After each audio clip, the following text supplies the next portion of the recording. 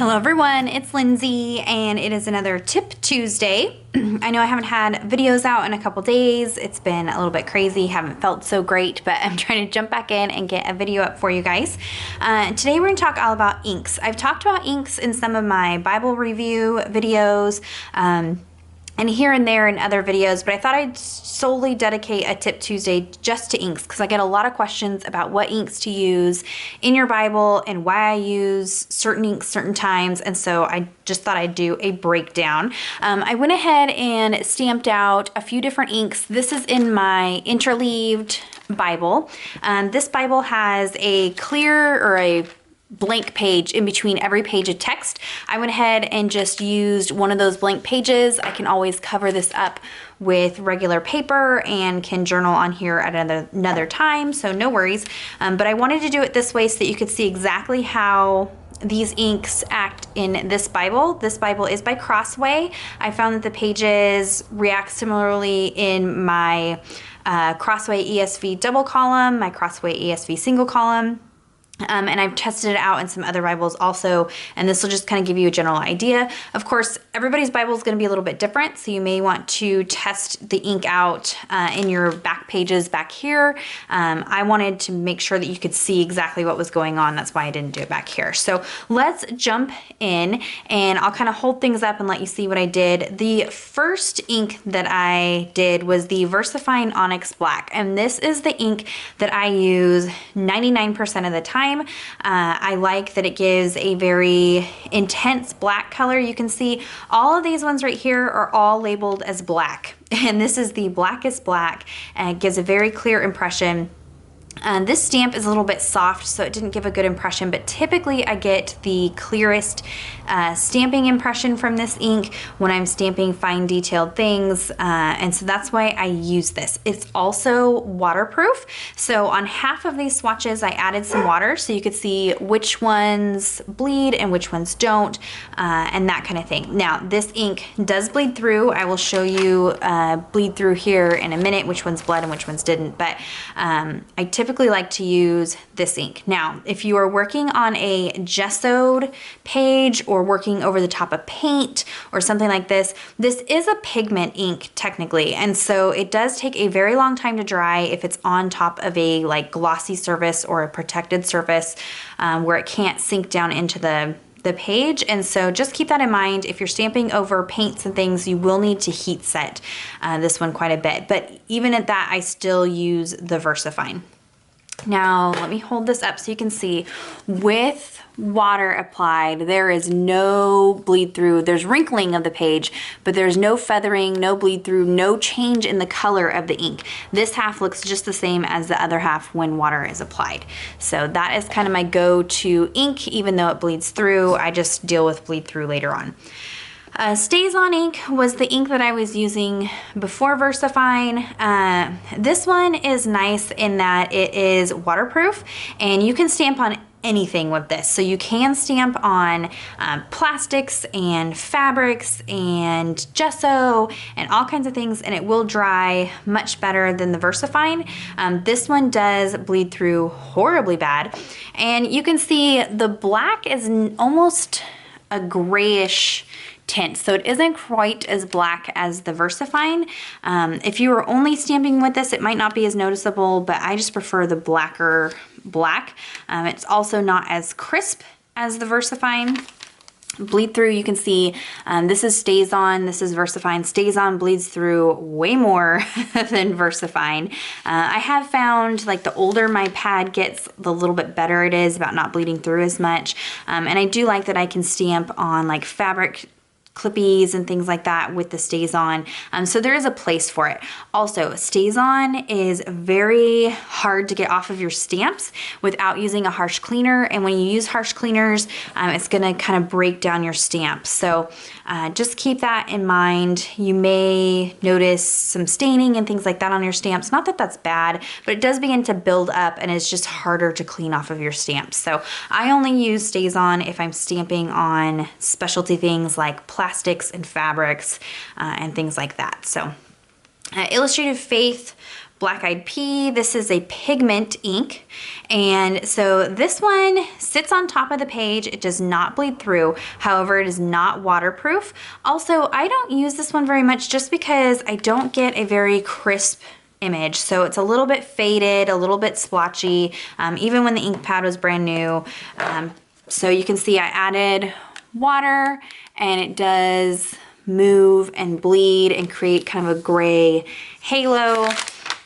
You can see on the back here, it doesn't bleed through, but once you add water, it does kind of start to stain the page a little bit. I don't know that this is necessarily bleed through, but it's definitely creating some shadowing and some color that you can see through the back side. But when you just stamp with it, you can see it doesn't bleed through. That's just shadowing. So if you're somebody who's absolutely 100% opposed to bleed through, then the Illustrated Faith ink is a good idea for you. However, you can't use water over it. And also if you're gonna stamp over gesso or paint or things like that, you want to make sure you hit this with your heat tool because it is going to take a longer time to dry.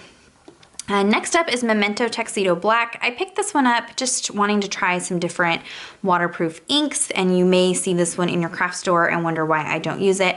It is a dye ink, and it does say that when it's dry, it is water resistant. I did hit this whole page with my heat tool.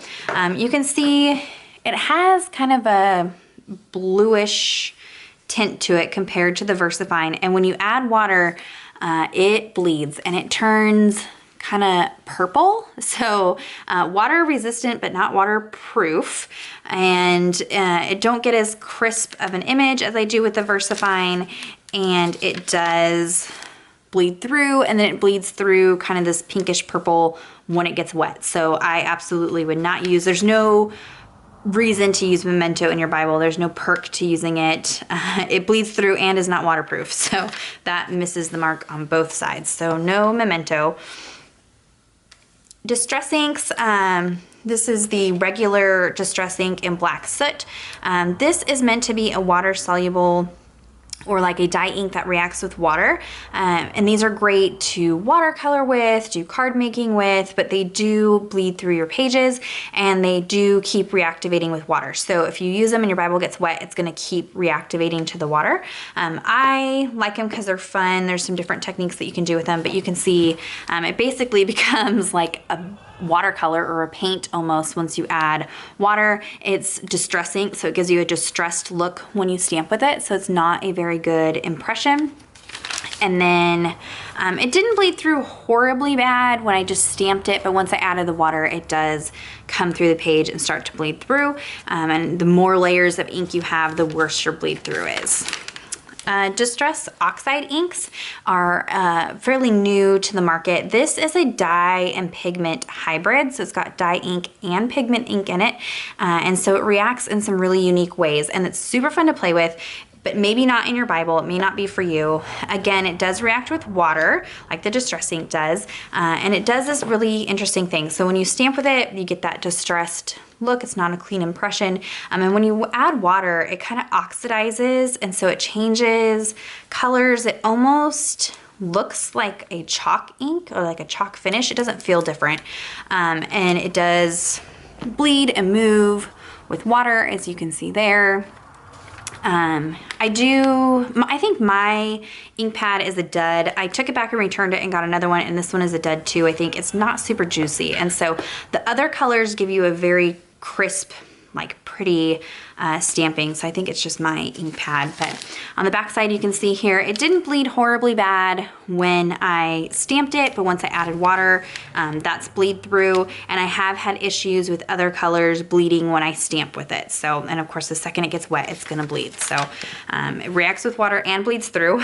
So unless you're using it for specialty things, that might not be for you.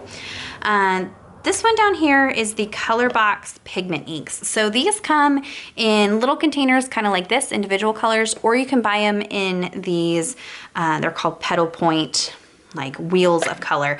And I don't know if you've seen these before, but you can actually pull these out individually and then ink up your stamp. That way you could stamp all the colors, but if you're looking for just one color, you can pull that out and just use the one color. These come in all kinds of fun little color groupings. There's a whole bunch of different ones. So this is the pigment. It says pigment on there.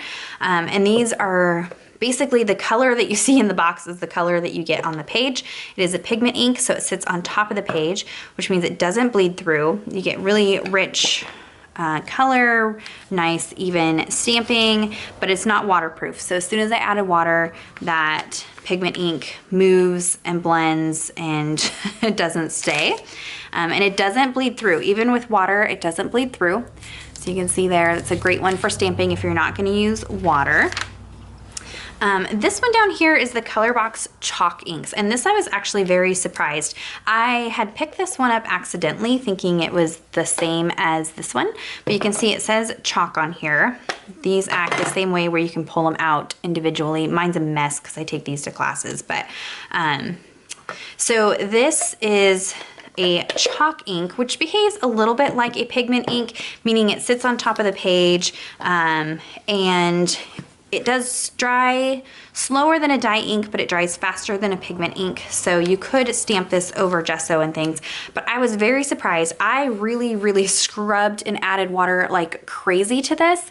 And you can see that there is wrinkling, but that chalk ink did not move at all. I don't know if that's just unique to the ColorBox chalk inks, but it did not move and I had no bleed through. So I would say if you're looking for a waterproof colored ink, try out the ColorBox chalk inks.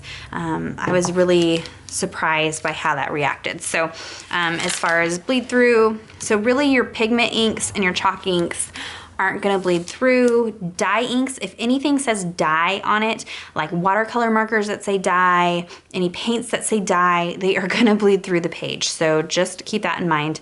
The Versafine does say that it is the pigment ink, but it's a very unique formulation, and so it does bleed through even though it says pigment. So always test things out in the back of your Bible. And I don't mind bleed through. I can always cover it up with pattern paper or white gesso or white paint, something like that. So I would rather have the waterproof properties of like the Versafine than messing around with something that isn't waterproof just because I use a lot of water medium in my Bible. So if you have questions about any of these inks, leave comments down below with those questions. I will have everything listed and linked in the description box down below if you're curious where to pick those up at. Give this video a thumbs up if it was helpful and subscribe to my channel if you're not already subscribed. And until next time, thank you so much. Bye-bye.